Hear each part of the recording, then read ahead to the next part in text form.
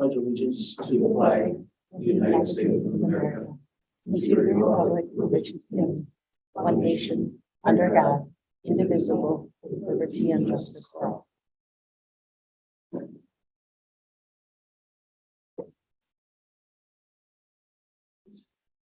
Read our mission statement. Grounded by our history as one of the oldest publicly supported schools in Wisconsin, Mineral Point School District is the heart of a small community that educates and inspires our students for a bright future in a big world. Angie, we'll have roll call. Bush. Here. Dunn. Here. Harris. Here. Eisner. Here. Janetka. Johnston. Here. Gelding. Here. Okay. Mr. Wainwright, we'll start off with recognitions.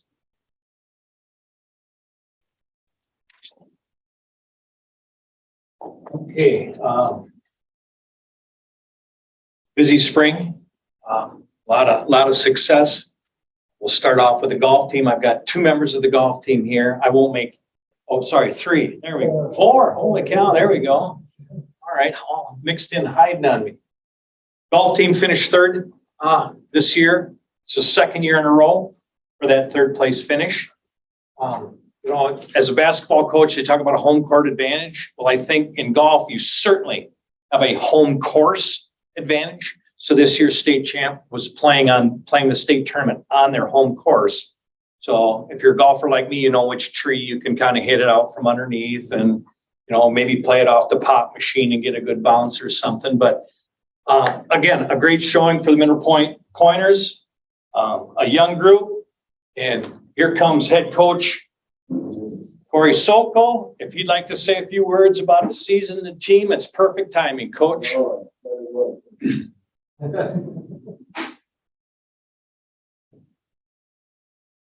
want me to go? Just stand right up here by the table, it's fine. Well, I brought the hardware with, so we can finally get that back to the school. First off, I want to thank the kids. Obviously, without them, the program would obviously not happen. And over the course of the last 5 or 6 years, we've seen the numbers just keep climbing and climbing for participation. So on my behalf, I'm very proud of that. I know the kids are as well. Secondly, I want to thank their parents. They make it easy. I've always said that great programs have great parents. And I think that was definitely a case this year. They allowed their kids to come out and do extra work, drive them all over the places, bring in all the extra food, even though the state tournament kind of gypped us on that. And I'll be taking care of that with WIA. So hopefully they're watching this too. But they're just always there for their kids. And I think that's a true testament to how much they care about the program, how much they care about the school. I want to thank the coaches. Brought a guy on from Dodgeville that helped this year too, Gerd Gedlinger. And then Scott Schmitz, he's been with me the last 7 years. And seems like everything he touches turns to gold. So it's obviously been a good run with him as well. I think this year we finished off our 7th straight conference title, 6th straight regional title, and we've now had 3 sectional titles in that run too. So definitely going in the right direction. Finished 3rd place at state once again this year, just like last year. I know the kids and myself a little disappointed. I know it's great to be at the state tournament, but I love that the kids are getting to that point to where 3rd place is not good enough for them. And I've always said that about Mineral Point, not just in athletics, but academics as well. We're always striving to be the best, especially in this area of the state, the country. And I think that it's the attitudes of kids like that that definitely put it over the top. I want to thank the administration for allowing me to do this. Outside of my family now and that, coaching is one of my biggest joys that I have in my life. Hard to believe that I've done 13 years of this already. So you guys got me pretty young, but I figured now that my kid, if I do another 18 years until he gets done, I'll be getting up into Schmitty territory with 30-some years. So, but I look forward to stuff like that. I know everybody that knows me knows that I'm definitely a pointer, and I can't be more proud to be a part of this administration. And I just want to thank you guys for allowing me to do this. And hopefully next year, our trophy can get a little bit bigger, right, boys and girls? So I think we're definitely looking good for the future. And we're very young, losing just one senior this year. And it's looking like it's going to be that way for quite a while. So I just want to say thank you all once again for allowing me to do this. Speaking of your family, Coach, did your family expand just a little bit before the state It tournament? did. How And, is that possible? What happened? you know, and I already talked to Vicki about this, Miss Dahl. I always call her Miss Dahl, but so we got done on Monday night, and Rob Hernandez pulled me aside for an interview, and I got married the day before we went on the practice rounds. And one of his questions was what time I got home from my wedding, and I'm just like, I couldn't lie to him. I got done with the interview though, and I'm like, why would you ask me that question when you know that my administration, the athletic director, and all that could be chiming in on it? But I did feel pretty good Sunday morning. These guys know that I was pretty jacked up and ready to go, but it was a very long weekend. It was a battle I had with my mother about when we were going to have that wedding. She obviously won like normal. And so we ended up having it the day before practice rounds at state. And I just told her, I said, if we make it, I'm not going to be there to help clean up. So I hope you guys have fun with that. But Congratulations to you and to the golf team on a great season. yeah, thank you.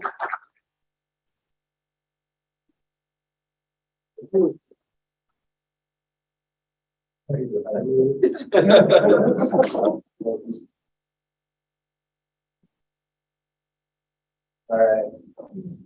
Thank you. All right. Well, thank you guys.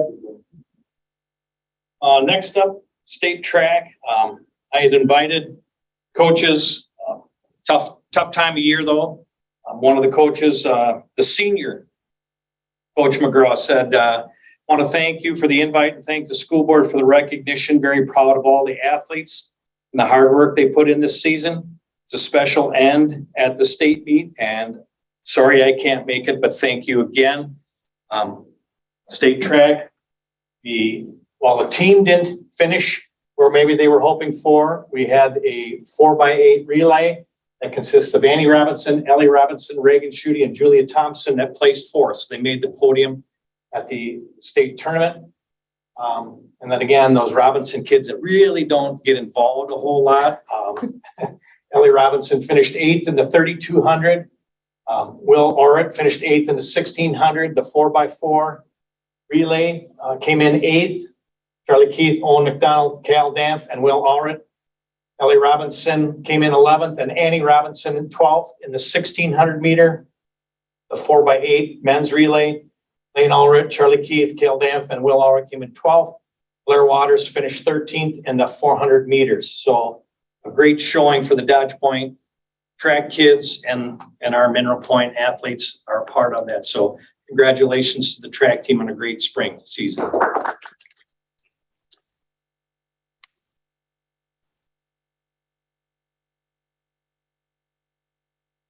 Next up, we have the state champion, two-time state champion, and our trap team here. I asked the state champ to speak, and he was all excited, but then I had to say, well, no, I'm not going to let you monopolize all the time. But we do have some of the coaches here, and I'd gladly turn it over to any one of the coaches if you'd like to say a word or two on the trap season and kind of special ending for one of our shooters. Oh, you're coming up here. You don't have to say anything. You can come up. Well, we had a good season. Placed second in the conference, but then we beat the team that beat us in conference. We beat them at state, so it was great. We also had Alexis Heinrich here. She placed third in the conference. It was an overall female, which was great. Got to thank the administration, school district for allowing this program. I think it's a great program. You know, it's one of the safest high school sports there is. Since 2001, there's never been a reported injury. So and there's over 30,000 kids in the nation doing it in 34 states, 1,600 teams. So it just keeps growing. There's almost 2,000 kids at state. Thank the parents, thank the kids. You know, without the kids and the parents, program wouldn't happen either, so. Fellow coaches, thank them. All the support we get, so. Brody kind of had a special Yeah. ending here too, besides being a state champ. So yeah, so that's second place for the prep for the conference. So yeah, and Brody, Lee took first, second time, shooting a perfect score of 100. We were wondering if there was going to be a shoot off, but thankful the other two kids that were in the running didn't quite make it the second round. So we also got first place overall. So there's two classes. There's a small school class and we're in the big school, 2A class. So Brody actually won the overall too score. So Great. Congratulations to all the track.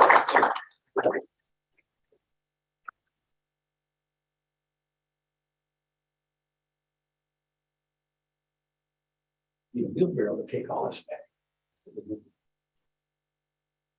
Next, Doolin Klingensmith. Doolin, you want to stand up at least? Come forward here so everybody can kind of see you. Doolin represents the Mineral Point School District in the Delta Kappa Gamma Mu Chapter Essay Contest for his entry. So I shift a little bit from some of the athletics and extracurriculars to, once again, somebody being recognized for their academic prowess. You wrote something. Can you tell me what you wrote, Doolin? I wrote a book, Okay, what kind of a book? a fantasy book. Fantasy book, all right. And was there a lot of kids? I mean, was this a local and then you get pushed on to the state competition? Is that kind of how it works? Yeah. Another guy. I'd asked him if he wanted to speak and he wasn't sure, and kind of a last minute decision. So I appreciate you coming forward. So it's a fantasy book. Can you tell a school board a little bit about the fantasy that you wrote about? My characters, they are on a journey to get like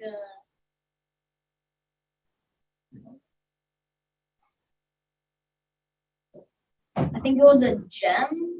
I don't Okay. but they were on a journey to get a gem from the dragon Zelkus, because the king ordered them to.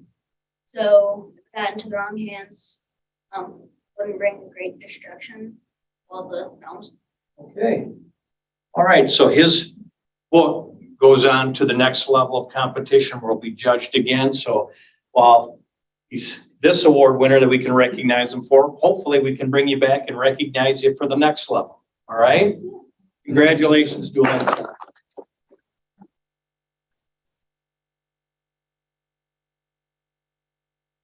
And then one last recognition, just to kind of put it in perspective.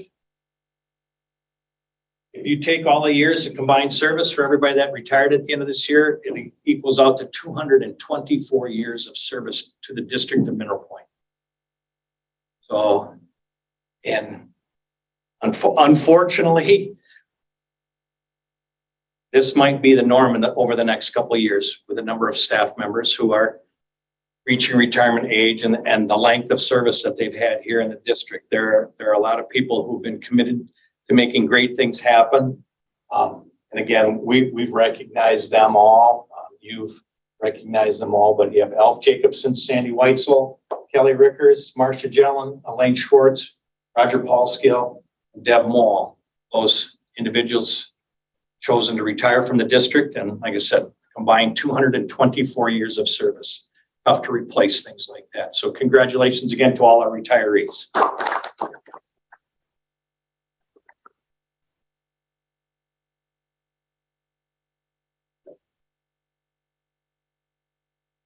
Great, thank you. All right, we'll move on to approval of minutes. I guess I would ask the board for approval of the regular meeting, 5-9, and the finance committee on 6-7. I don't know if you saw the board retreat minutes. They're basically, I asked Mr. Wainwright to put kind of a summary of how that discussion went, just so. I have not removed that one link that you talked about, Sure. so I have not shared it out with everybody else. But I saw that, yeah, so, can we table those minutes till the next meeting? Is that possible? The Or- retreat minutes? Sure, I think you can. Okay. If that's okay with the rest of the board, I wanted Mr. Wainwright to just add a summary of how the work session went, in case anyone's curious what we talked about. So just for point of order, we would take a motion to approve the other minutes and then a motion to table the approval of the board retreat minutes. Would that be the best way to do that? Yes, Okay. I think in the same motion, you can, Same motion? yeah, Okay. in the same motion, with the regular and finance committee, involved in retreat. Okay, great. I make a motion So to, so moved, yes, there we go. Second. Any further discussion on the minutes? Discussion. Ister, Yes. Johnston? Yes. Skelding? Yes. Bush? yes. Harris? Yes. Dunn? Yes. Okay, next is communications. Board communications received. We'll go around the horn. Joni, did you? Anything? So I don't believe I received anything that was not received by the entire board. I did receive, including a message from a staff member regarding a decision not to backfill the open teaching position. Again, I believe that was addressed to everyone. I think that's the only one that I had this go around. I had no additional communications. I also did that email from the staff member, and it looks like the last time that was discussed about filling that third grade position was April 11th, and that no staff member at the time was moving forward. Are there any updates to that? We have an internal staff person that will move into the third section of third grade. Okay, Courtney Meese will be taking that position. So we'll go down to 2 staff members at the second grade. That's what we're looking at. Typically, if there's a position that opens, the first place we look at any kind of movement is within the staff. Is anybody interested in moving to a different grade level? There was no movement there. And after communications and conferences with Mr. Renwick, the decision was made not to post that externally. So then we had a teacher move internally. Courtney Meese was a second grade teacher this last year that will now be teaching that third section of third grade. so part of the concern of the email was the needs versus numbers. Do we know how many incoming second graders there are? According to the most recent registration, there are 39 second graders. And there are some needs. And I know, speaking with Angela Klein, the Pupil Services Director, there will be additional supports provided in those 2 classrooms. So there will be more than 2 adults working with those students. Just won't, at this point in time, just won't be a third professional teacher, hired as a third teacher to work in that. Okay. So full disclosure, I asked Mitch for some background information today about class sizes. And according to our board policy, our class size for pre-K through third grade, I believe, is 18. So if we're at 39 students for second grade, that's over 18 students per classroom, Right. correct? Right. And those are recommendations. The board policy, I believe, says these are recommendations. Which leads actually into my second question that I got a phone call from a parent who has had no communication from the district about returning to in-person. So I'm wondering what is the plan of the district to get those kids back who have been homeschooling for the past year or 2? Or is there a plan?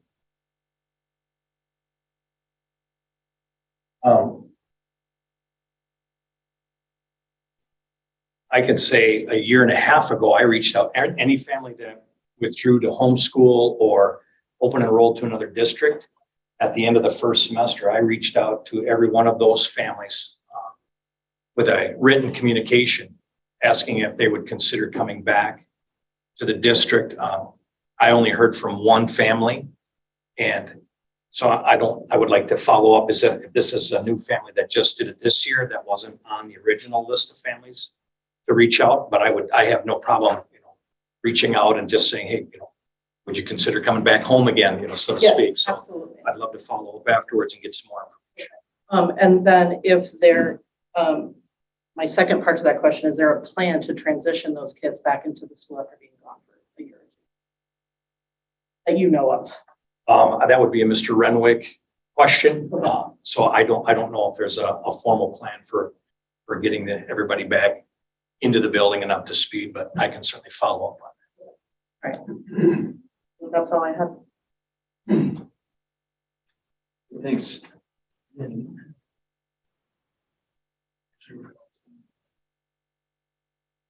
Do I? Didn't go to the whole board. Oh, I apologize. I apologize. It's okay. That's why we do this. Yeah. That everyone's aware of all the feedback. And then just on a side note, Christy, I mean, I think that we probably will discuss at the July regular meeting, just like reassessing the COVID situation for next year in case parents are concerned or parents that are returning are wondering, what our plan is or whatever. I think we'll just kind of try to finalize things for the new school year, just so we're all on the same page and That everyone sounds knows what great. to expect. So that's my tentative plan. Good. Okay. That's all from the board. Citizen communications. One person signed up. Chuck Tennyson. State your name and residence, and you got 3 minutes. All right, thank you. Chuck Tennyson. I'm at 3893 Mill Creek Road, Dodgeville. Our family's a member of the Mill Point School District. And I'm here on behalf of the Driftless Area Land Conservancy with the Land Trust for Southwest Wisconsin.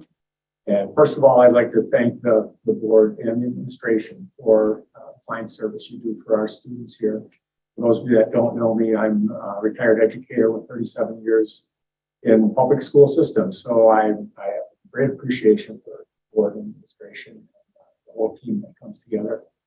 I'm here to talk about, I gave you a handout about the schools, the Solar on Schools program, which has the potential, as you'll see from their information, of saving this district literally hundreds of thousands of dollars in energy costs over the next few decades.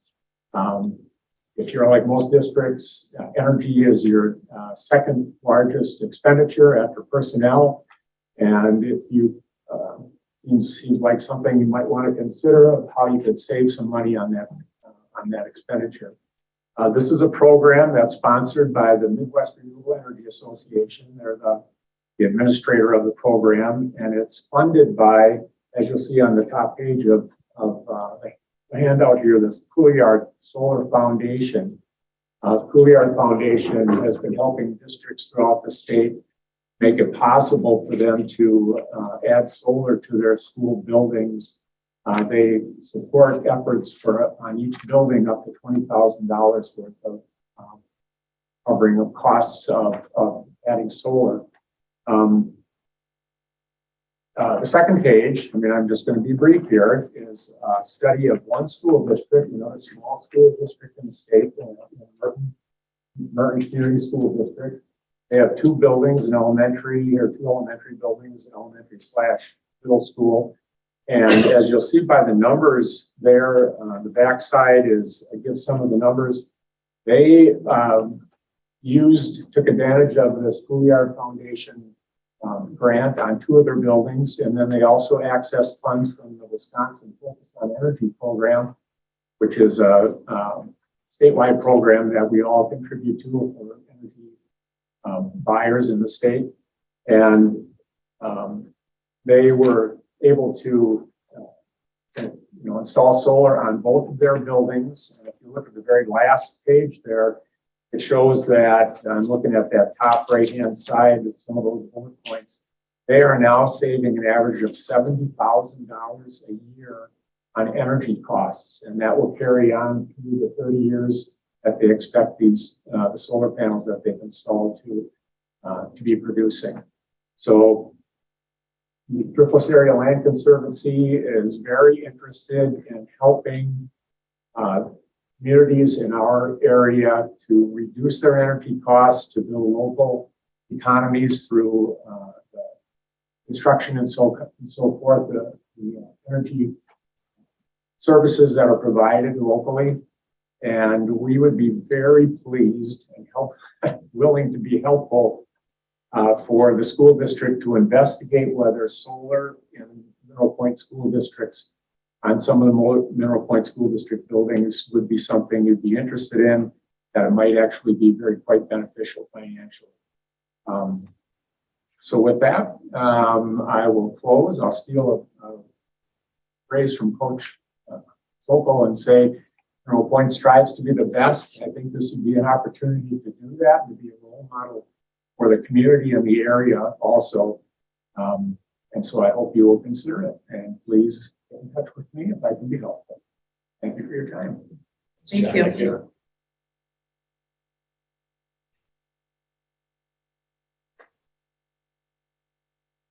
Okay, anyone else in the room or online would like to speak during public comment period? If you're online, you can use the raise your hand icon.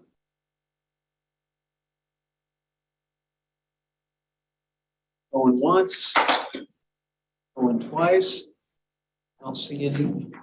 Mitch, no? No, I see nothing. Okay. Great, thank you. We'll move into items for information and discussion. First is budget comparison. So you have, again, the May budget comparisons, the May of 2021 through May, we expanded 78.25% of our budget. And if you look at this year where we're sitting, we're at about 80.6, 80.7% of the budget. So there's another round of payroll and things that will go out yet in the June. So the fiscal year ends the end of this month. So a little bit ahead, but some of the things we were doing were trying to offset the budget issue in the next fiscal year. So we're able to make some purchases and take care of some things. So that's a part of the reason why the number is a little bit larger this year than it was a year ago. But again, kind of right on track where we need to be. I'm gonna say, so we're on schedule to be finished on budget or a little ahead. Yes.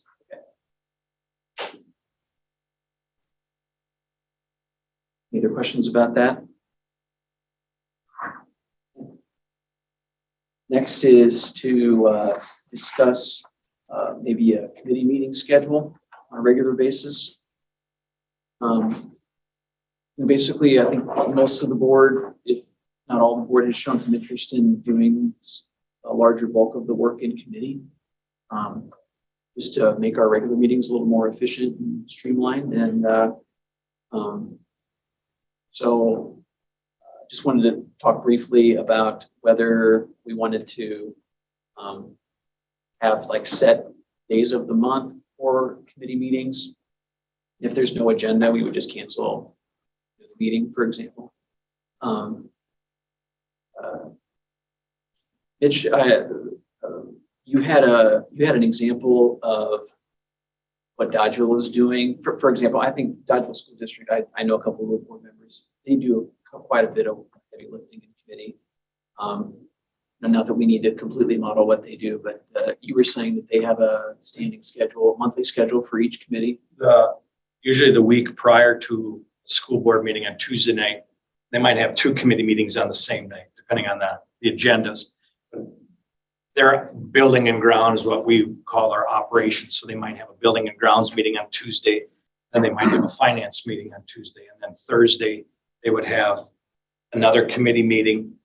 The board meeting would be Monday, and then every other month, at least when I was employed in the Dodgeville district, every other month on a Wednesday, they would have their curricular, co-curricular meetings the week after a board meeting. So, you know, if there were any updates, you know, here's the season's coming up, here's how the previous season went. So they put those kind of every other month, kind of help space them out throughout the school year. But those were kind of standing nights that those committees knew they were going to meet unless there was no need, you know, there was no agenda item for that particular committee to meet. So it's just something that has a potential to work here that, you know, if there's a way to get it on your schedules to make it a little bit easier. And I'm not saying you would have to follow that kind of a schedule, but it's like, you know, it makes sense to have finance committee meetings, you know, when, you know, in October and in May and January, as we look at the second, you know, where are there normal breaks where it's like, it makes sense to have a committee meeting at this time, just whether it's in preparation for what's coming or as a wrap up for something that's happened. So I know Dr. Dunn and I had this conversation and we said, you know, I could get it out here. So no decisions need to be made tonight, but as an opportunity for you to discuss, is that something you'd like us to work forward or work through and see if there is a schedule we could try to put together? I support it. It's what my organization does. So we do all the committee meetings the week before the board meeting. So everything, the schedule we're on is that we meet on the fourth Wednesday of the month. It's our board meeting. So then the third week, we have all of our committee meetings. Board packet goes out on Friday for the next Wednesday board meeting, and it's got everything. Nothing gets snuck into the packet at the last minute. And then beyond that, we limit the board meetings to 2 hours. So in this case, it'd be 6 to 8, and that's it. You know, so you really streamline those things, and things like the credit card statement, all that in our case would go to the finance committee, would approve it the week before, and then do a consent agenda. So you can put things like this that really aren't controversial, the credit card statement, and you have three or more board members that are looking at it and ask questions and approve, and we sort of trust those board members that they're doing their due diligence. Goes into a consent agenda. So at the end of the meeting, and it's this kind of stuff that's like comes before us every month goes into the consent agenda. It doesn't mean it can't be talked about. If Andy had a specific issue with something on the credit card statement that he wanted to raise, we'd pull it out of there and talk about it. But you can move a lot of those things there, and then we sort of just all trust each other that we're doing our due diligence on the committees. And so you're putting a little more time in the committee meeting, but also you're getting a deeper familiarity because you're looking at this every month, asking the questions and that kind of stuff. So like even like the proposal we got today from Matt would have actually maybe had a better look at it through the finance committee meeting where there was actually some time to pick it apart and ask questions. And we oftentimes have board members actually present those items instead of the staff members, because by that point, they're pretty familiar. So At the regular board. yeah, meeting, right? so I'm supportive of it if we can move towards being more efficient in our regular board meetings, and I'd be fine with that. Makes sense. When I first came on, Aaron, I asked you if there was an annual calendar of things that are discussed or voted on each month, or topics that come up annually. And you were going to look into that. Did you ever? Yeah, just very briefly, I couldn't find anything easily accessible, but the other thing we talked about was sometimes I just look at like what we do in May of last year, what was the agenda of June this year. But yeah, I don't know, Angie, I don't know if you have a general theme list of things we typically. Yeah, I don't think it's urgent, but maybe that would be A helpful Good piece thing of for us. information when we're scheduling this. Yeah. I think, Oh, please go I would say, I think too, like we talked about here, a lot of actions to work on this year, and now even more with Ed last week. So I think that's just going to force us to make sure we're meeting our commitments and bring that stuff to the town. So I'm supportive. So I'm thinking about the fact that we've committed to this retreat, for coming out of the retreat, several additional meetings around that. And now we're talking about maybe 2 or 3 nights of additional committee meetings in a month. And when I think about that over the next 12 months, that starts to feel pretty like a big time commitment.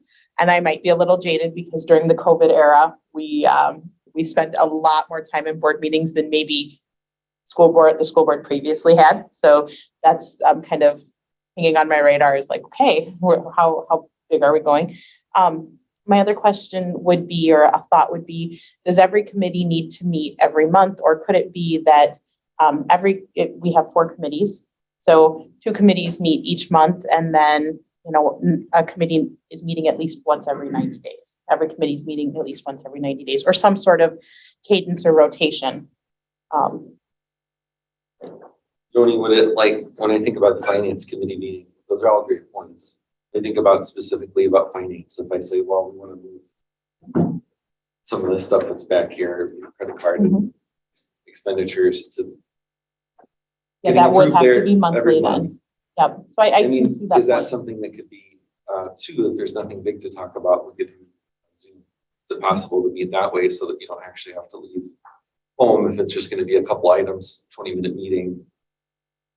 There's no reason for all of us to come here, and the public has access to it. So I don't know if that's possible, Mitch. Well, it would be a slight change because our committee meetings have not been broadcast through Zoom or anything of that nature. I mean, they're certainly open to the public, but again, it would be the direction that the school board wants to go when it comes to those things. So in that sense, I like that committee meetings, while open to the public, aren't necessarily on screen. They're not being recorded, because I feel like it gives us more freedom to bounce ideas around and to say something that we wouldn't want taken out of context. Like I might throw an idea out there that isn't something that is fully baked or fully thought through, but it's like a starting point to lead us into a bigger conversation. And if somebody took the video and only pulled out that snippet, and unfortunately we live in a world where those things happen, I would hate to stifle that creativity that can come out of the committee meeting forum. Each committee meeting has minutes that are Yes. recorded. Yep, that get to the essence of what went on without, some of the meandering paths that got us there. I agree that all committees would need to meet every month, like personnel. We need to meet every single month. Or would that be just a few times throughout the year as we look at that annual calendar? Yeah, I mean, theoretically, maybe these new hires could have been discussed in personnel committee. So that would have been, but that doesn't happen all the time, right? We don't have new hires every regular meeting, so. Yeah, You so just get it on the calendar though, so that there's a set date when you don't schedule stuff. And then it's just on there, and then you cancel it. So like I canceled my June board meeting and all the committee meetings because I want to give everything a month off. So you just cancel it. But for July, it's there, and they haven't made other plans or meetings around it. So It's a lot of work too, trying to see if yeah, that day works for you. That's true. Right. Yeah, well, we know, we've seen the doodle. Right? And so if you're thinking about this, is there a day of the week that works better for you as board members?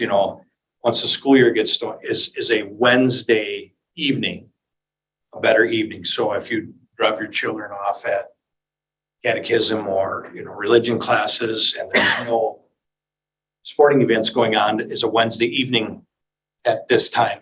That's the night we're going to have. If we have a committee meeting, it would be on the first Wednesday of the month or something of that, where you could get that on calendars and think, okay, yeah, this day makes good sense for all of us. And Could keeping probably- it to an hour, Yeah. making it Yep. an hour, Yep. get your work done, and and we can probably work on that at the committee level, just to have committee heads reach out to the committee members and just see what works for them. But this is all part of the governance line item, that's on our list from the strategic planning stuff. This is a big part of governance. I'm open to trying it. let's try something. And if we have to tweak it, we tweak it. But I think this is continuous improvement, right? Like we try something and if it's not quite perfect, we try it a little differently or we learn from it and do something a little different. You know, like we said, I think we can maybe explore some options and throw out some suggested like regular schedules. And maybe we can even set it to start after we're done with our work sessions so that it doesn't feel so heavy, schedule heavy, you know, and we all have busy summers. So maybe another plan to start at the beginning of the school year or something like that seems very reasonable. And we can just, in the summer, we can maybe schedule committees as many meetings as needed, you know, like we're currently doing. That's one option, but any opposition to maybe focusing on doing more work in committee or maybe meeting on a more regular basis in committee? No? Okay. If we're thinking about the beginning of the school year, let's maybe in like the July timeframe, decide what that date is going to be so that we all can say, okay, come September, the Wednesday or whatever day, the week before the board meeting, this day is now blocked, because that makes the further ahead we can put that on our calendars, the easier it is. Like we all know Monday nights are off limits, or because our board meetings are reoccurring. Let's get something in place sooner rather than later. Well, do you want to, we put a couple like options together for the July meeting does that sound reasonable? Sure. Okay. Great. Thanks, guys. All right, we'll move into action items. First is an approval to purchase an item over 10,000. Supplies for the ELA curriculum for the elementary. Right. Rich, do you want to Mr. Renwick is here and kind of help go through the process that the elementary staff has gone through to get to this recommendation. And as part of our ESSER 3 monies, I had to put together a preliminary budget, and I pulled money aside for an English language arts curriculum at the elementary school. And Mr. Renwick and I had been in conversations, and I said, so it is a large dollar amount, but it will be ESSER monies that will be used to purchase curriculum if approved.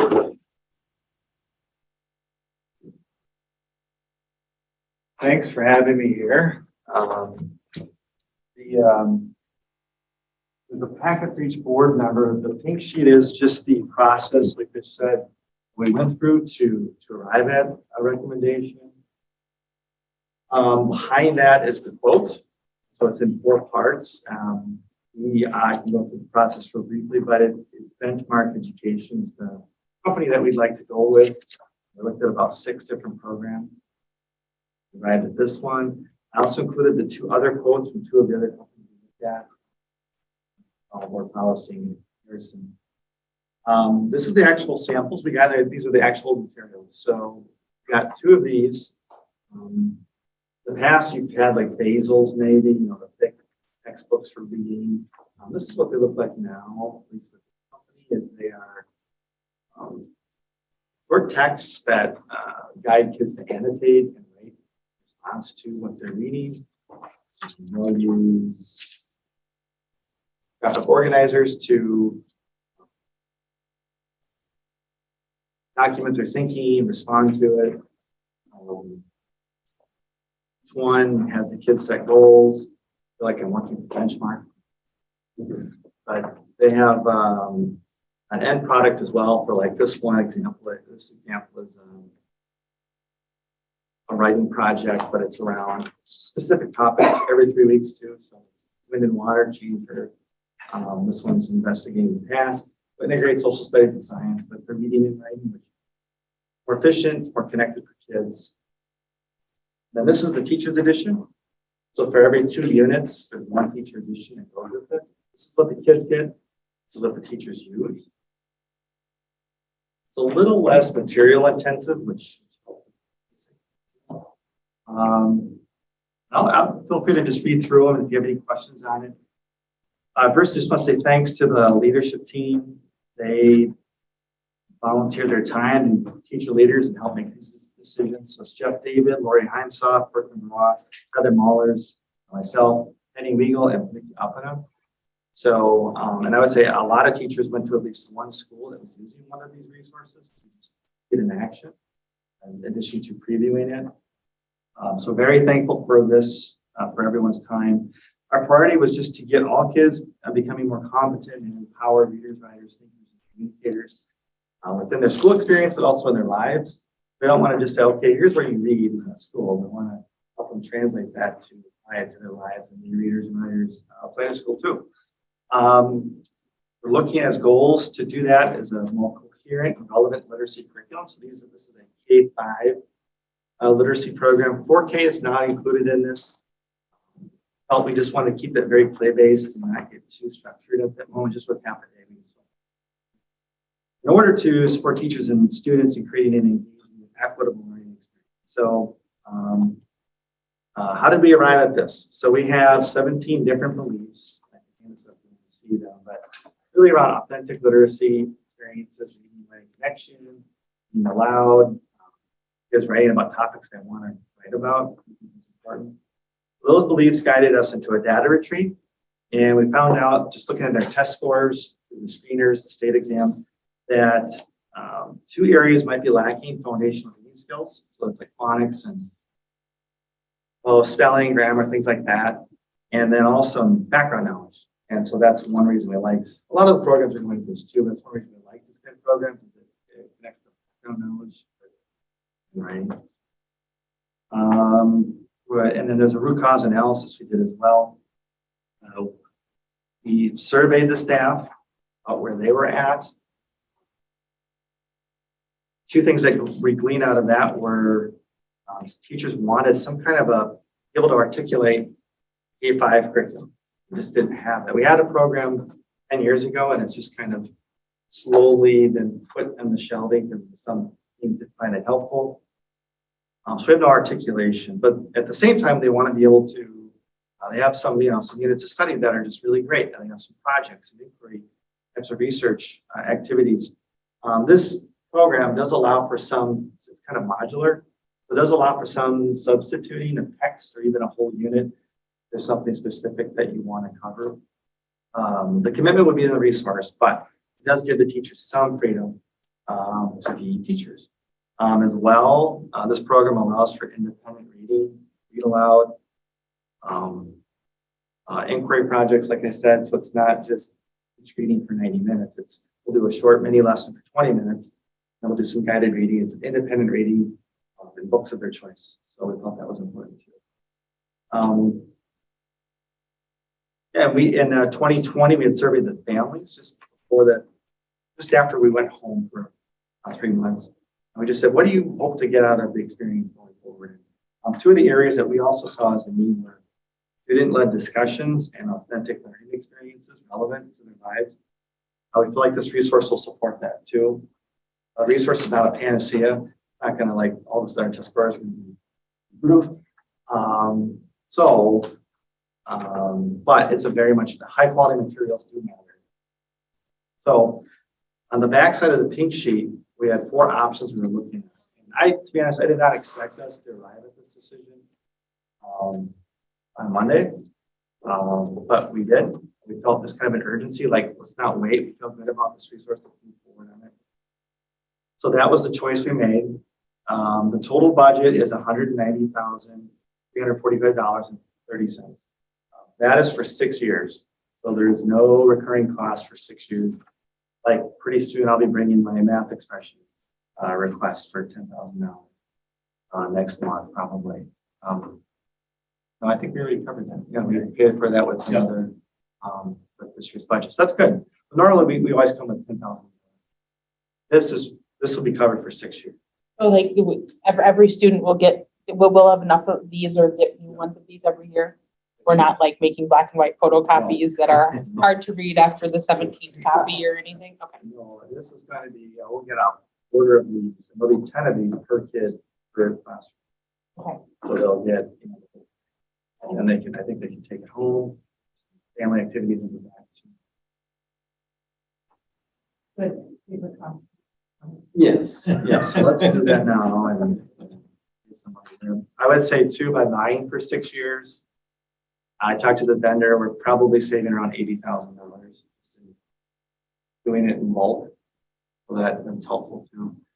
And then just buying a resource, for the next 6 years, it's not cheap. So that's money we can free up for other needs too, by using ESSER monies. And this is exactly what ESSER money is for, is to improve our instruction, especially in the core area, to reduce need for tutoring and intervention. So we hope to see a result of that. Breaking it down, so the core resource itself, this, and some of the other materials is 85,000.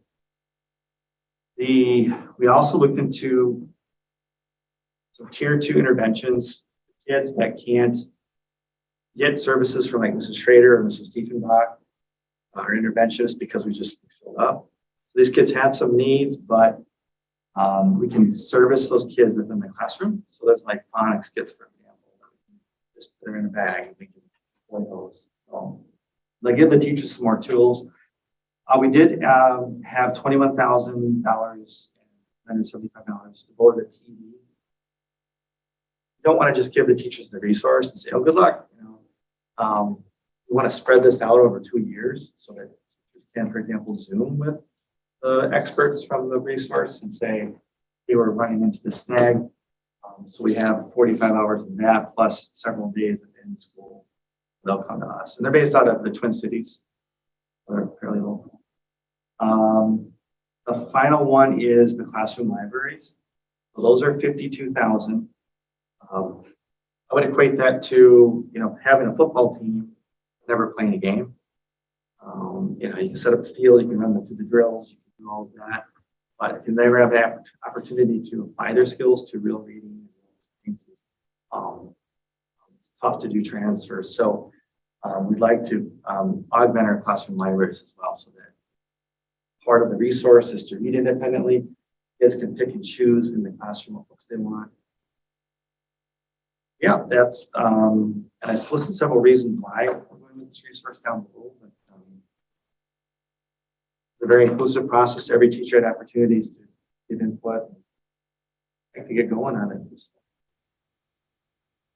No questions, Matt. Yeah. No, thank you for all this information, attaching it to the slide deck and the 17 beliefs and getting the teacher feedback, which was fantastic. Saw a couple of concerns in the teacher feedback was the foundation verticality doesn't exist, right? And because do you feel like, even though this is, involves everything, and you're looking at just a foundational option that only focuses on, do you think there's enough foundation in here that will meet that concern? We brought that up with them. With a school we visited to see this program in action was Mazzolini with the Black Earth, and we're using it. And every class we went into had like videos associated. It's not just the text itself, it's also multimedia. Yeah, we feel pretty good about it. The author of the Foundational Reading Skills and Phonics is Wiley Levins. So he was a partner in this, and he's pretty well respected. But Foundational Reading Skills too is one thing that you can kind of pretty quickly supplement too. So if we felt we needed to do that, we could cover it with some deeper professional resources. Then just out of curiosity, it seemed like part of the concern about verticality was each team was kind of like their own thing. So I think it's fantastic that we're not just this won't become optional. No. Every team will start with this and then add their little spice to it. All the great things are doing, because that seemed to be the other concern about teachers who were apprehensive was we had a resource, and now I don't even know what my third grader was taught. Third grader was taught as a second grader when I started teaching. So as long as that's going to, and then the only other thing I had was I saw in the budget there's only 2 second grade libraries. I'm wondering if we should order 3 instead of trying to fit it into a tight budget. Yeah, we might have to without add messing. that on. We're going to have the same amount of kids gonna have lesser, we're gonna have fewer kids. It's tough. There's not like, all these books are second grade books. One thing we want to do with the classroom library is to make sure we have books in, right, like a first grade readability, and a second grade readability, and a third grade readability. So that, because we don't, have second graders, but I think we can supplement with like building, but that's a good point. I'll reach out. We're gonna meet tomorrow. It's something we should maybe consider. The classroom library piece, is that to enhance or augment the books that, when you walk through the elementary, many of the teachers have some well-loved libraries in their room. Is this to kind of augment or further enhance those? Yeah, so they have some tools with the resource here in the company to audit your classroom library. We up and did it with their school library this year, and we had a grant to do that. We spent, I think, $10,000 on that. So that was just one library, a much bigger one, but yeah. So it would replace worn out ones that have been read many times. There's thousands of new books that are published every year. We may not buy all the books right away too. It may be a 3-year commitment. Okay. To just make sure we bring in new ones. I would say our libraries are not fairly diverse. They're getting more diverse in terms of character representation, diverse authors. Working on that, more nonfiction. Yeah. A couple questions. First of all, can you talk a little more about the multimedia aspect to it, and how much of it is for the teachers and how much of it is for the students? How much is accessible at home? So Mazo Meany hired this right at the beginning of the pandemic. So what they actually found it to be kind of a godsend, because all of these texts were digital too. So the teachers could just mirror it onto their Zoom screen and then teach, and they would read it together. So that was nice. I believe, and I would check to be sure, but I believe every text also has an audio component to it too. For kids that have a learning disability or speech and language, IEP, for example, they could hear it. Rereading is a big strategy, is a good strategy. So kids could reread this story in like center. The teacher can put it on the screen, so they can do shared reading. So yeah, just every text though that's in print is also digital. And then there's videos to teach phonics, singing and dancing. We get into the cases. Not so much. We have those features. There's also a research inquiry guide. So kids have done wonder projects, I'm sure some of you have heard about. So they have like a digital version of that in here too. Kids can enter their questions digitally. Yeah, so there's this, but then there's also the whole online component. And that is not additional. Now that's part of the whole thing. I asked it like 3 times. This is the final price, right? Another question, Matt. Obviously, this is a big expense, but I really can't think of anything more crucial for elementary school in terms of learning. So, I mean, can you give me some historical, or give the board just some historical context as far as, so this is a 6-year purchase, right? So when's the last time we purchased a kind of reading curriculum resource? And, is this something that we should expect on a kind of every 5-6 year cycle, or is this kind of a paradigm shift from what we've been doing for like 20 years? It's been a paradigm shift. I think must have just had a lot of money at that point in 2013, but that's when they bought Journeys. Okay. And that was an anthology series. It's kind of a step up from Basil. So it has authentic stories, but they're excerpts from what you might check out in the library, and they have worksheets that go with it. Generally, a curriculum acquisition, you want to do it about every 7 years. Most districts don't stick to that because of money. So this is, I think we're 9 or 10 years out from that. So when I came, there was only 2 grade levels using Journey, and that's lessened even more so. Another team has looked into the Humans of Study by another publisher. Who's that for a while, but it's been kind of a wild west, I would say, just in literacy curriculum, and we've looked at our test scores and they are starting to creep down a little bit. That's not why we're buying this, but that is an outcome that we hope every kid access to a good experience. When 6 years are up, I would say we'll want to review this. If you like it, then it's probably like $12,000 per year, similar to math expressions. Once they keep rebuying, it's 10 to 12,000. So it's not crazy amount, but initial investment is price. I would say a lot of districts are purchasing resources. I think it's just for. I think one of the last just textbooks that we purchased was for one of our history classes, and it was between, I want to say six and maybe $9,000 just for that. And it had an online component, but you couldn't buy the online component. If you just bought that instead of buying a textbook, was like double the cost. So it's like they wanted you to have that textbook, and then you got the online component thrown in for free almost. So, you're talking about one subject or maybe 2 classrooms. That's maybe 10% of this cost where you're talking. And that was, obviously we'll be able to use those textbooks, that text series for a while, but talking basically a building wide, classroom wide. Yes, it is a large dollar amount, but it has a much broader reach as to what students are being impacted by that curricular purchase. Visitors are surprised. Even teachers, when we hire them lately, are surprised. They say, "What's your literacy?" That's my next question. So are you telling me that, I know that we've got a lot of great teachers and they kind of have their way of doing things that's working well for them, but so there is not a unified literacy curriculum in the K through 5. We tried writing it before the pandemic. I tried writing out a curriculum. That tough. Because you're trying to do everything that's already did from scratch.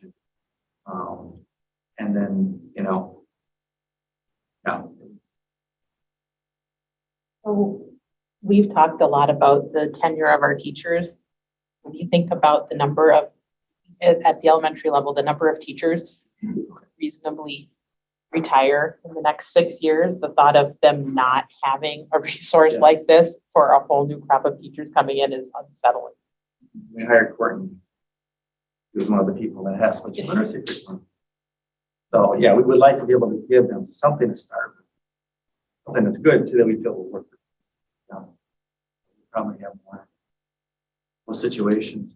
We have a math expressions, program. Or other, besides Mazomania, or any other districts around us using But out of Milwaukee, there's a book showroom where you can buy a lot of the classroom library books. Some schools around there, and cities use them as well. It's very go to any one district. And Nodgeville uses one, and then Arlington uses another one. There are a lot of choices out there. they're using some. They're usually using something. That's a question. Right, what did we do? Right. Well, I think there's nothing against.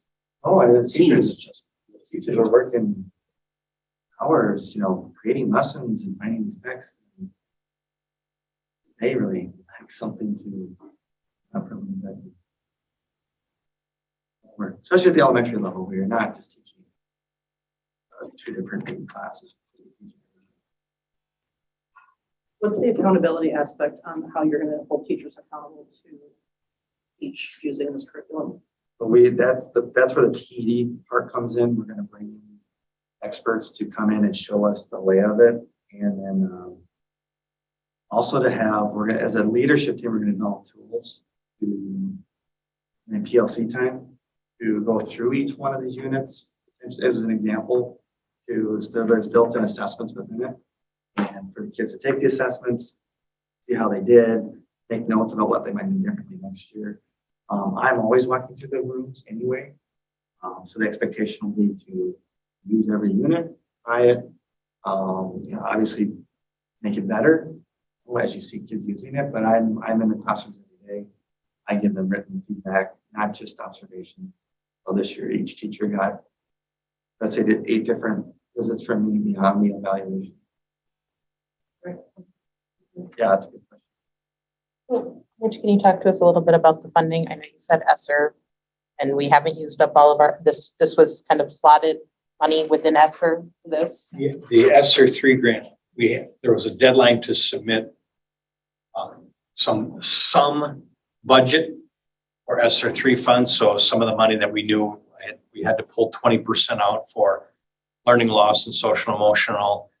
We knew that we were going to be conversation around stipend was coming out of ESSER. So not all of that money was budgeted to a specific expense, knowing full well that the elementary school was working on trying to make a decision around an English language arts curriculum. So there is money in ESSER 3 to cover this cost. And it's a sizable cost. It's a third of our ESSER funds in essence, but again, a very worthwhile. I think it helps us address some of our learning loss as a English language arts curriculum, and because that's reading is one of the focus areas that a lot of this money, they keep talking about. Make sure you're addressing your reading, those kinds of things. So I think this helps us cover a couple of bases with that dollar amount. So it is available. Okay, and so this satisfies criteria for use of ESSER 3 funds? It does. Okay. So you'll, instead of spreading out the cost over 6 years, are we going to pay this in a lump sum since we have a lump sum? Yes. Okay. So like you said, Mr. Romick, that might save us some annual costs for the next few years, at least maybe. It'll save you 80,000 and having to buy renewables, and buy it every year. Oh no, 80,000 just in mine and gold, I guess. Making that 6-year commitment. Yeah. As a discount. And then I guess if you want to say there's also a $190,000 discount in using ESSER funds to pay for this versus, building. Yeah, 80,000. I guess what I'm asking is status quo. Yeah. There's probably X amount of dollars spent on reading supplies every year by each teacher. Yes. That they'll no longer need to spend it on each year. Correct. Yep. I'm sorry. Yeah. You're Because right. these are prepaid. Yep. And the classroom library, awesome. They'll have pretty much everything taken. Right. And that's 50 grand. Right. A classroom library. Yeah, 52,000, I believe. Yep. So that will, garage sales anymore. To buy $50 for $50. They can, and new books, which. Just ballpark. I mean, without predicting, we're talking like tens of thousands of dollars in Yes. savings over the next 6 years by literary curriculum now. Okay. So my last question was, is this currently in the budget now? No. It's not. No. Okay. So we would basically, will we pay for it in this year's? We would pay for it out of ESSER funds. Okay. So, Which has no impact on it. Basically, we'll claim the grant, so it'll be, the revenue will come in and the expense will go out for this expense so it's a money in, money out. So, but it's not in any budget numbers right now. And it won't be for the next 6 years. Then, like I said, it'll be maybe $12,000 less. maintenance. Potentially. One more question. I'm sure these initiatives that you guys review, obviously this fits right. PLC process. Yes. Really well. The other thing we had, especially before COVID, took our opportunity to grow away is we were really growing, really getting ahead of the game in that. And obviously, trying to individualize COVID learning over. That's something we are getting back. I'm sure we did it this year too. Getting back to which the libraries probably speak to that, but is that initiative this fits into? If you look at the back of these handouts, each 3-week unit has a research and inquiry project. So they can do it on the computer. They have like open templates the kids can type in there. But it will encourage them to, once in the e-notebook, And they can either take content from what they learned about science research, or they can inquire about their own research that they want to do. So it allows for that and integrates that. I didn't mention this, but this is worth pointing out. We think this is going to buy us time in science and social studies area because we're doing it more in ELA. We're going to have more time to explore some of those kinds of works too. But I'm sure the teachers will find ways to improve it. Like, for example, this culminating project in this unit is time capsule. Well, what if they took a field trip? This is second grade. What if they took a field trip to the archive? And I did an interview because they're talking about past artifacts, primary sources. That's perfect. So the teachers will get creative with this. That's another way to personalize it to our location too, not just the generic topic. You feel like this curriculum meets diverse and, diversity, equity, inclusion? Yeah, so they've hired actual authors. Some of the programs, they'll hire college English students to write some of the text. So I've been going through a lot of them. Only on that one, just looking at it, but they'll list some of the authors. So for example, they made a conscious effort to make sure it's diverse. The Madison Public School District went with the Spanish version of this program for their bilingual schools. And one reason I think it was is because they had a lot of Latinx consultants working with them to make it diverse.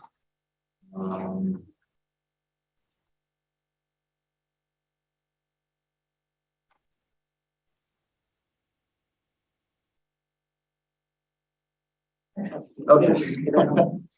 Yes, there are diverse authors and diverse characters. I would say more so in this one than other ones. And a lot of their case studies, they had some research to support the program. A lot of their case studies took place in bilingual schools.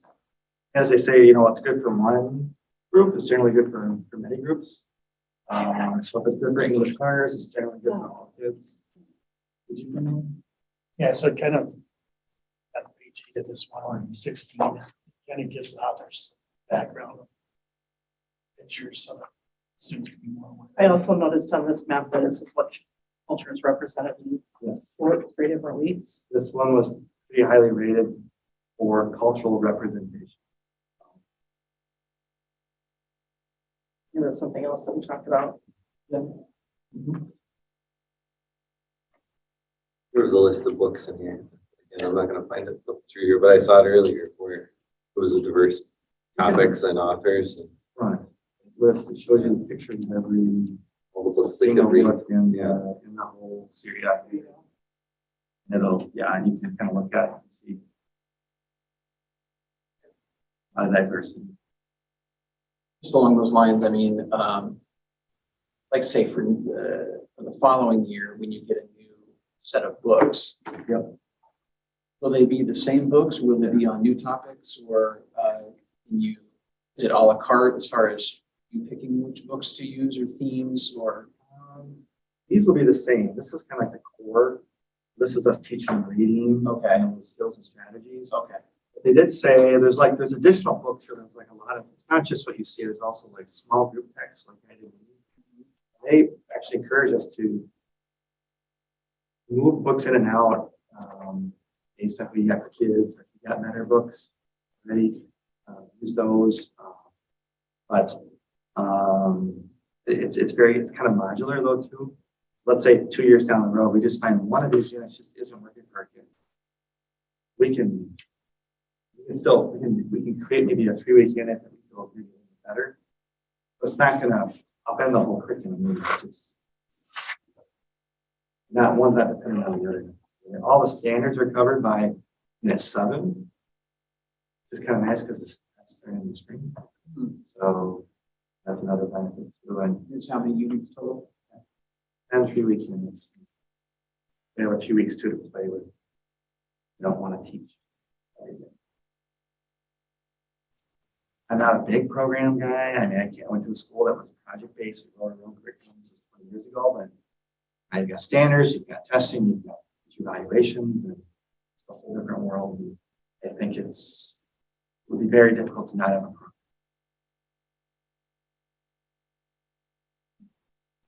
A motion? Yeah, I just wanted to, I don't have a question, but I just wanted to raise some of the same concerns that Andy had.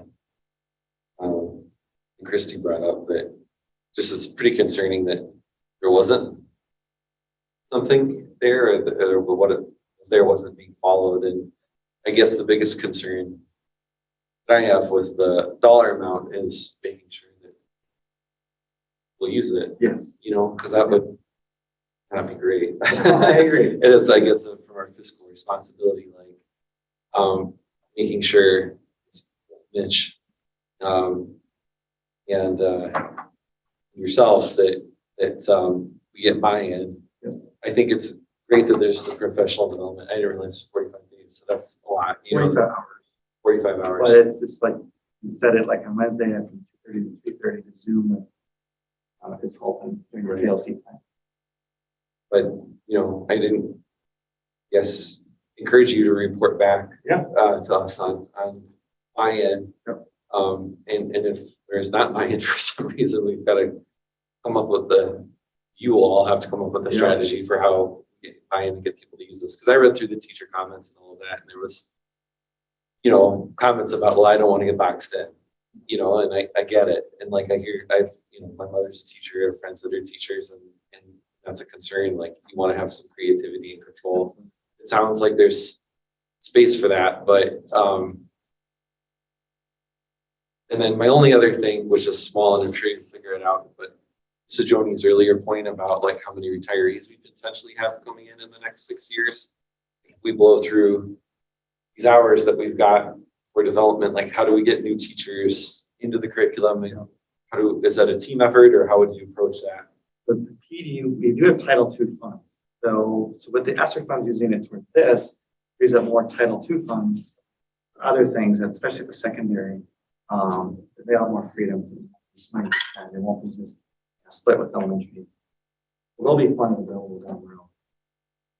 In terms of the buy-in, so what was great was, we didn't have like a formal curriculum. We've been developing these shared beliefs, 17 of them. For example, more writing students do, the better readers they become.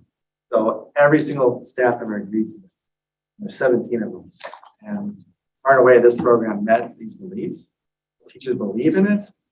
They're a lot more likely to use it because they believe it's going to work. And then the leadership team, all 6 of us were unanimous. It's not easy to do. So, And the title, like Matt said, the title money, you know, there will be, if it's a slower transition, obviously there's a lot of teaming that will happen, grade level teams or chronological teams, you know, with different grade levels, but then the title monies could be used down the road for an additional, hey, can we schedule a half day? We have a professional development day before school. We want to touch base with one of the experts from benchmark assessment, and title monies could pay for that. Or can we buy, you know, a couple of Zoom days on Wednesdays again? So that money is money that we get year after year, and it is for professional development. And so it can be used for things like that down the road. So with some transition and turnover of staff, there would be there grant monies available that would allow us to continue that PD. your question is a question that every leader asks. How do we honor teachers' professionalism while at the same time getting curriculum coherence? And, you know, that is like one of the biggest challenges. That's going to be my professional practice goal, is to try to find that balance, not to say one or the other, but really to kind of embrace both. Yeah. And I'll tell the teachers, we want to commit to this program, but I'll be very disappointed if you taught every single lesson as it was described, because your kids are unique. We want you to differentiate. I want to try to take that approach. We are going to be writing some commitments to this program, the leadership team starting tomorrow. Here are the things we're going to be really tight on. And then here are some things we might be loose on. way to like measure some of that stuff so you guys can report on it to us, just so we don't wait for, say, test scores to improve. We see something, we're So screeners, the STAR screener. There may be an implementation dip unless we're learning this program, so we may not see it right away. We do surveys with kids, how they feel about reading. That'll be important. But yeah, that's a good question. Is how do we measure success? And I think surveying the staff. I will be in the classrooms every day, seeing it in action. I'll be meeting with people. I say, here's our strengths. Here's the things we probably need to work on a little bit. Then we can tailor the PD around the needs we have. That might be an important report out right there on basically on Matt's observations and some of the follow-ups at some of those meetings, not maybe sharing all the specifics, but here's what the staff is seeing as a strength. Here's what the staff is looking at, a direction to go or looking for more support in this area. I think some of that will be a good report out too for him to be able to get back to the school. Yeah, I think just your impressions on how the implementation and the buy-in is going, after a quarter or two.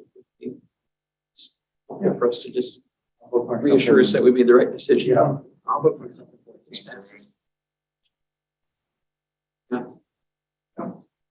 I would just say, if I was teaching again, I didn't dig into this piece.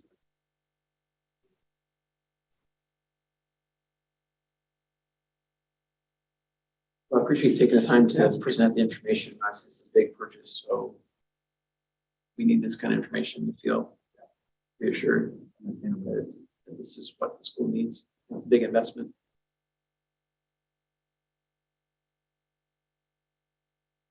Okay, if there aren't any clarification questions, I'll take a motion to approve the purchase of this ELA curriculum as presented. Make the motion to approve the ELA curriculum that was presented. Second, Ms. Fielding Johnston. Any other comments or discussion? Okay. Angie? Fielding, Yes. Bush, Yes. Harris, Yes. Eisner, Yes. Johnston, yes. Dunn. Yes. Thank you. Bring me to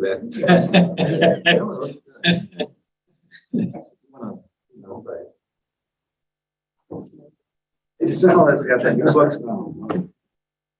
Thank you.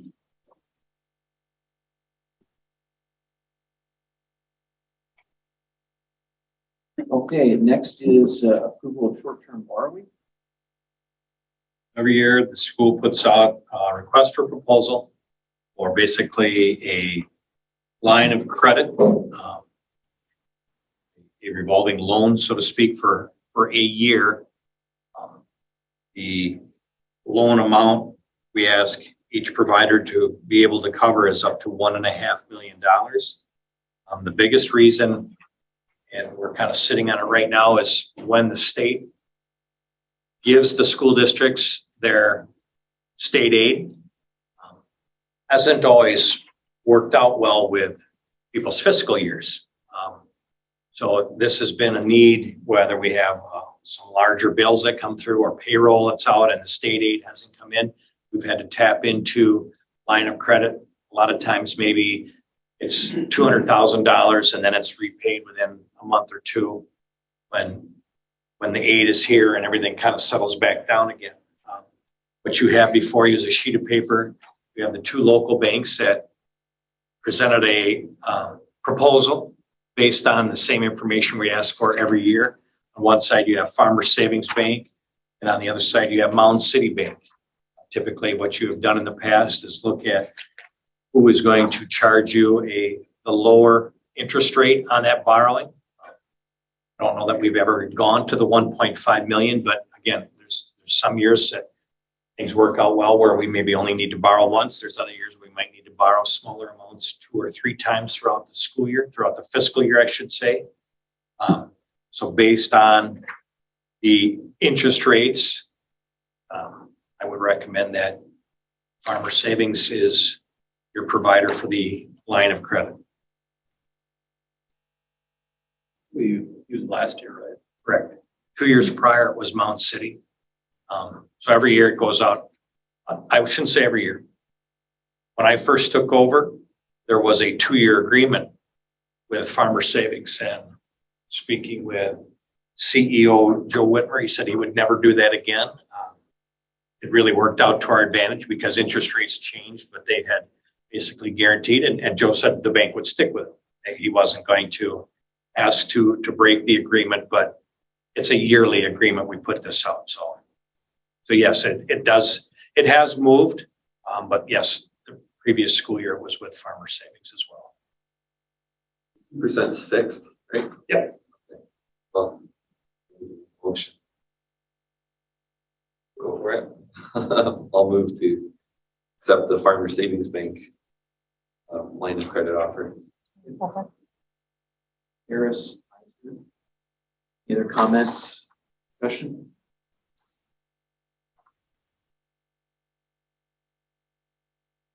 Angie, please. Harris, Yes. Eisner, Yes. Johnston. Yes. Hilding, Yes. Bush, Yes. Dunn, Yes.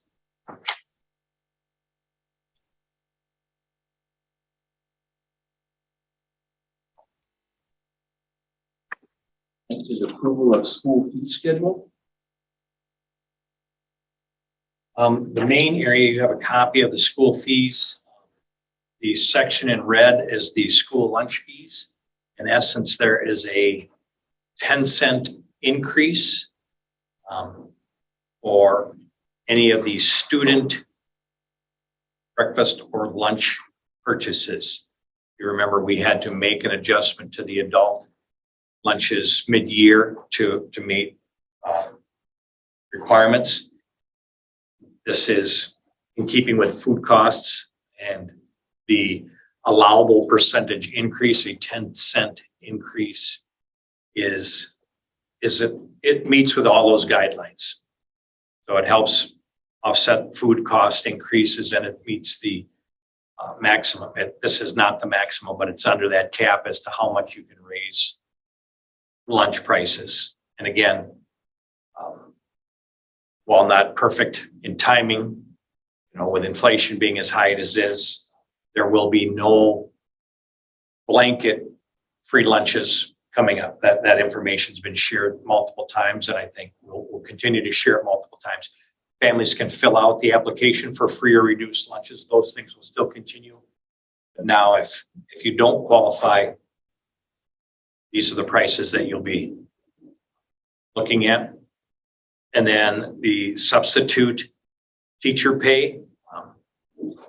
We were asked about a comparison to this year.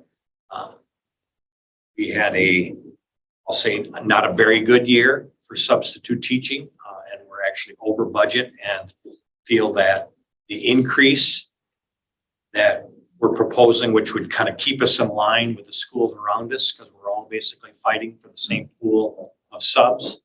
The increase makes us competitive for other school districts and keeps us relatively close to the budget amount that we expended this year. You say not good. We had Budget reasons or quality of No, students? budget reasons. We had a need for more subs than we budgeted, and this increase falls within that dollar amount. So we'll be moving forward with that if approved at this level. You have a great son. When you look at elementary fees, so the student fees themselves are $20, and then if you do an activity pass, it's $25, so it's $45. But for grades 6 through 8, including the activity pass, it's only $30. Talk me through that. Without wanting to offend a lot of our families, the difficulty with elementary activity passes, there's a lot of times I'll drop you off and call me when the game is done. Understood. You need no more needs to be said. And Got it. this came up probably, I think this went into effect maybe 2 years ago. And I know, Ms. Stahl was here to speak to that at that time as well. So, we certainly encourage everybody to come with a parent, come with a chaperone or whatever, but Thank you. yep.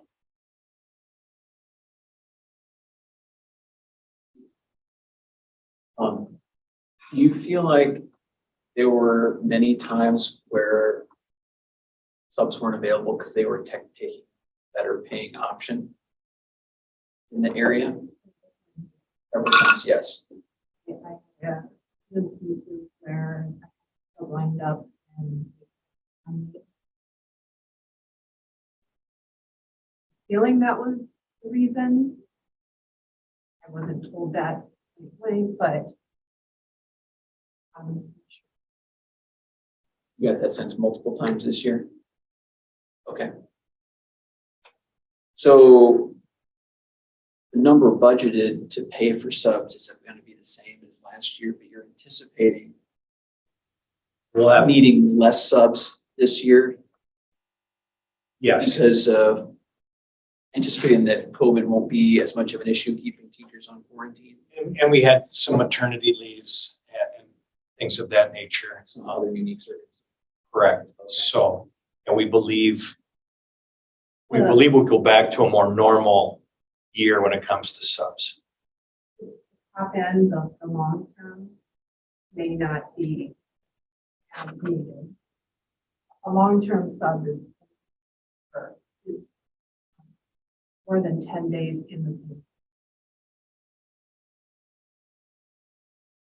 Or, heaven forbid an injury or a surgery or something of that nature might require us to have a long-term sub for somebody for more than 10 days.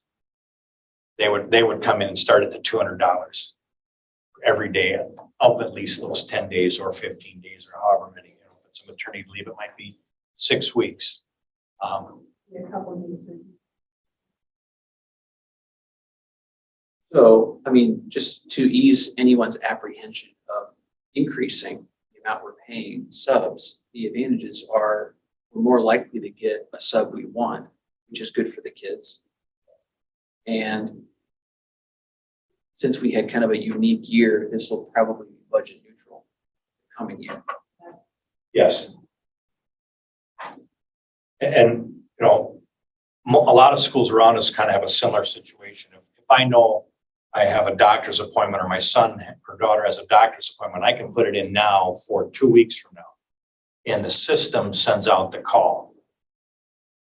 And anybody within our system or the Dodge Hill or Darlington, they get it. Oh, hey, there's a job open in Dodge Hill. There's one in Minter Point. There's one in Darlington on the same day. Right, we need to stay competitive. Yes. So now instead of saying, well, if I take the one in Dodge Hill, I'm going to make $50 more today for going to Dodge Hill. Where if we can make this adjustment, we are competitive and maybe they like us more, so they'll come here. But yeah, we have great subs. We're all fighting for a lot of those same names. Are the school lunch fees determined by TAHR? Yes. Okay. Based on food costs. And again, you're only allowed to increase the price a certain percentage, and it escapes me off the top of my head, but we're within that percent. So you can't say, well, hey, it's going to cost us 25 cents more to make a meal next year, so we're going to have to charge everybody 25 more cents. That's not allowable. You can only go up in increments. Based on federal law. Based on federal law. And this 10-cent increase falls under that. Really, the only way for the district to change lunch prices is to find a new vendor. Is that right? We would still, if we were running in the program ourselves or we had a different vendor, we would still have to follow those same federal laws. We would not be able to increase our lunch costs more than that percentage either. Right, but maybe the baseline cost would be different. Potentially, yes.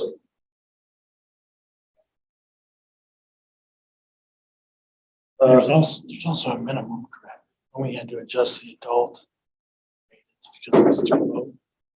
Correct. Yeah, that they have a ratio. It has to be so much over the reimbursement rate for regular student lunch or something of that nature. So that's why it had to go up that way. We were meeting the requirements by that increase. Do you have a system for how you adjust these fees year to year? Or is it pretty arbitrary? I won't say it's arbitrary because most of the fees are staying exactly the same year after year. It's like the student fees, they haven't changed in probably 4 or 5 years. You know, it's what costs are these student fees covering and what increases are there associated with those fees? And then they come through the school board to determine whether or not you accept that suggestions. But they're, you know, it's not just, well, let's just raise this $15. You know, we don't just pick a number out of the hat. The building level administrators look at the fees associated with their buildings and programs, and any suggestion would come forward with a justification for that. So it's not just we're throwing a number in. They would, if there was a change, those building administrators would be here to explain why they're requesting that change. Okay, so the process is the building administrator looks at their building fees, costs, and what those fees are covering. And if those expenses are stable, then the fees are stable and they make that recommendation to us. Right. Right? Yes. Okay. Thank you. Any other clarification questions? Otherwise, I'll take a motion to approve. Move that we approve the fee schedule for 22-23 as presented. Second. Commissioner Skilding. Any other discussion?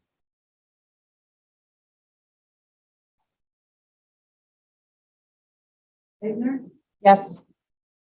Thompson, Yes. Gelding, Yes. Bush, Yes. Harris, Yes. Dunn, Yes. Approval of budget amendments? In your board package, you have a rather lengthy list of budget amendments. And I tried to explain earlier in an update, we have a one-time audit based on our grant funds.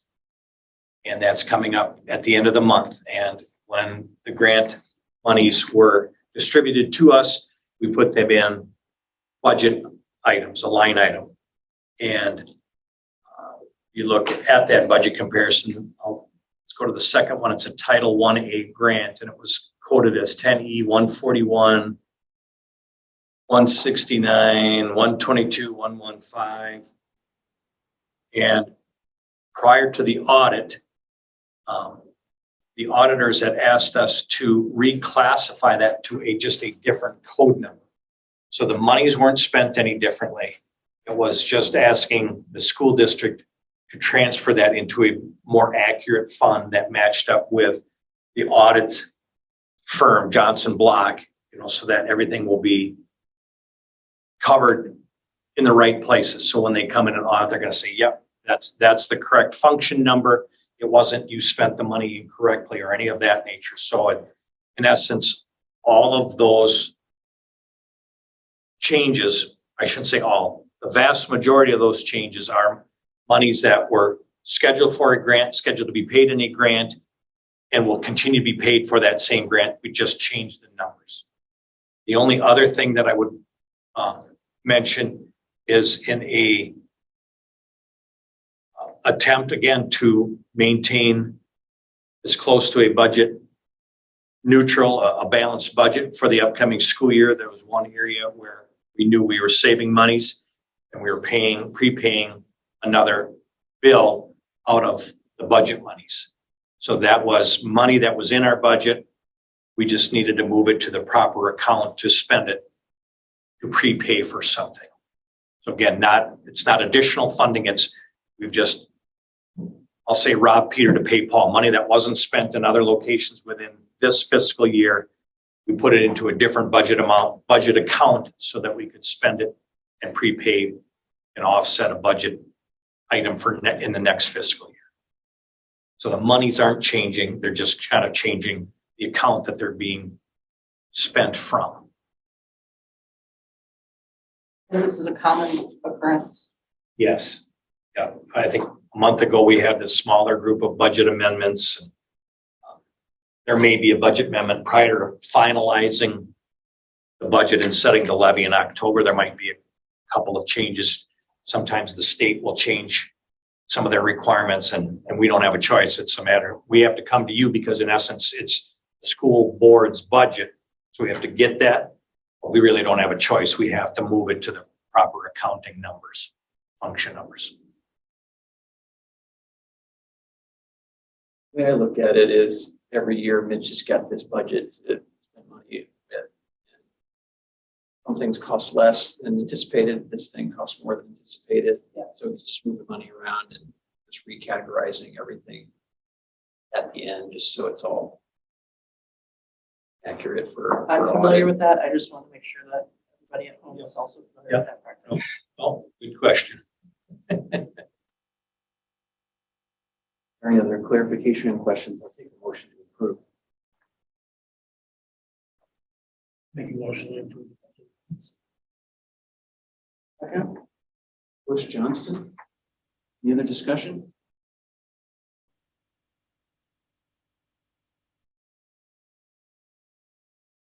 Bush, Yes.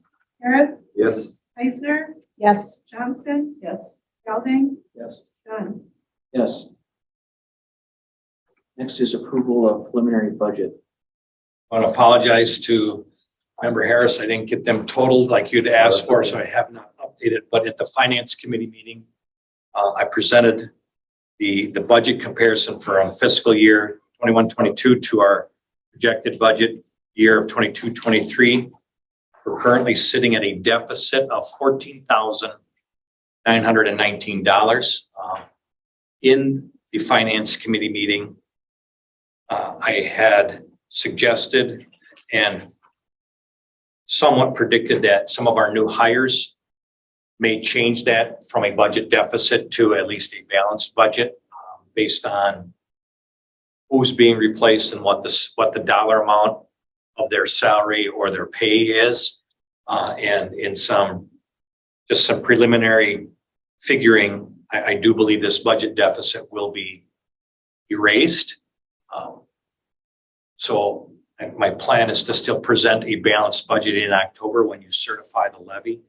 But what I'm asking you to approve is the preliminary budget, which allows us then not only the English language arts curriculum that you authorized us to purchase, but there are other items that teachers have budgeted that we need to order now so that they're in-house by the start of school in August this year.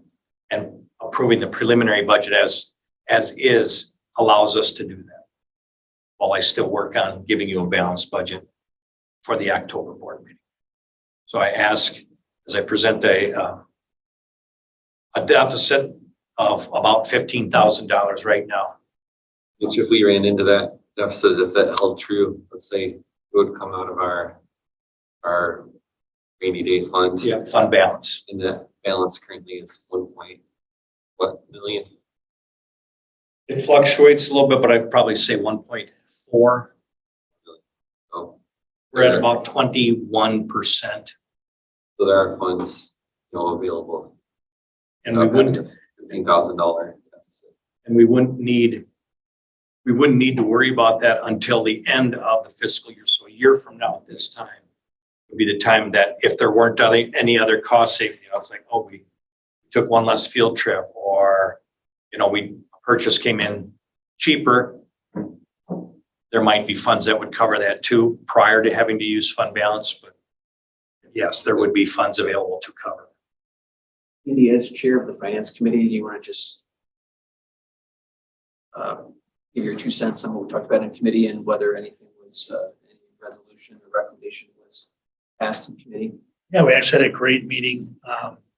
Looked at the presented budget, discussed, the budget shortfall or the deficit, and discussed a number of ways where that would be based on historically that would clean itself up as we went. New hires was one potential increase in open enrollment. Some of the new students that we are hearing, not new, but returning students we're hearing are coming back to the district that aren't necessarily in the numbers. So we felt pretty good that number would be balanced at the meeting. We did some investigation into the actual budget and where the differences were. Top dollars in expenses and revenue. Kind of asked questions about that and then discussed, 23, 24 a little bit and looking at our plan, and some of this feels like a Band-Aid, what our options are going forward. And then we 3-0, we recommend the budget as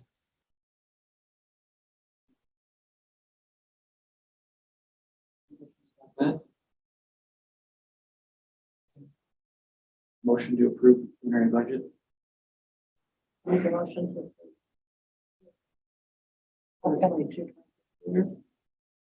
Johnston, Eisner. Any other discussion?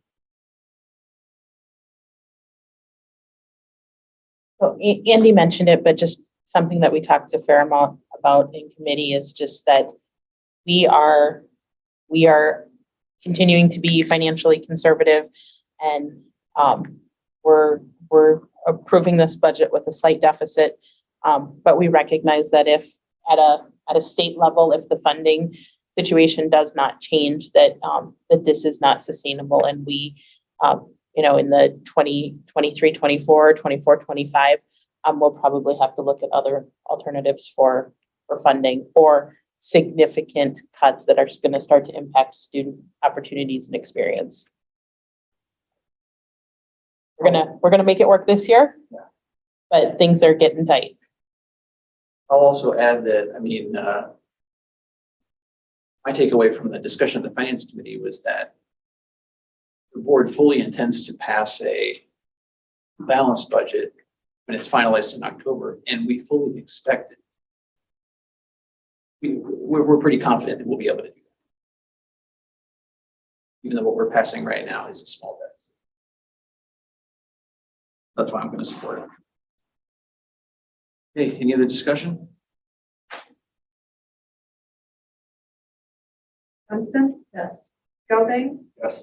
Bush? yes. Harris? Yes. Eisner? Yes. Dunn? Yes.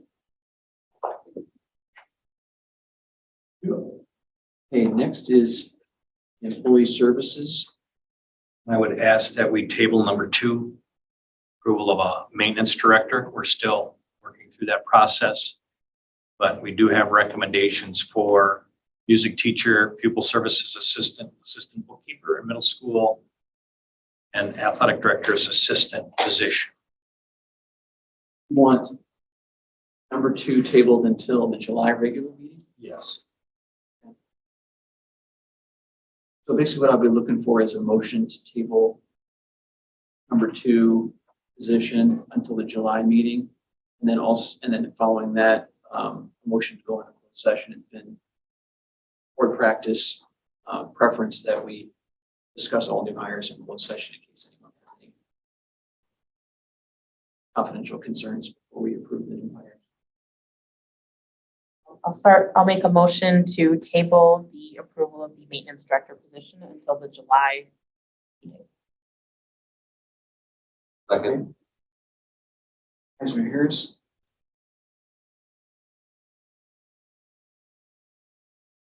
So if it's not approved until the July meeting, does that mean, are there going to be any urgent issues where you're going to need someone to start before approved in July?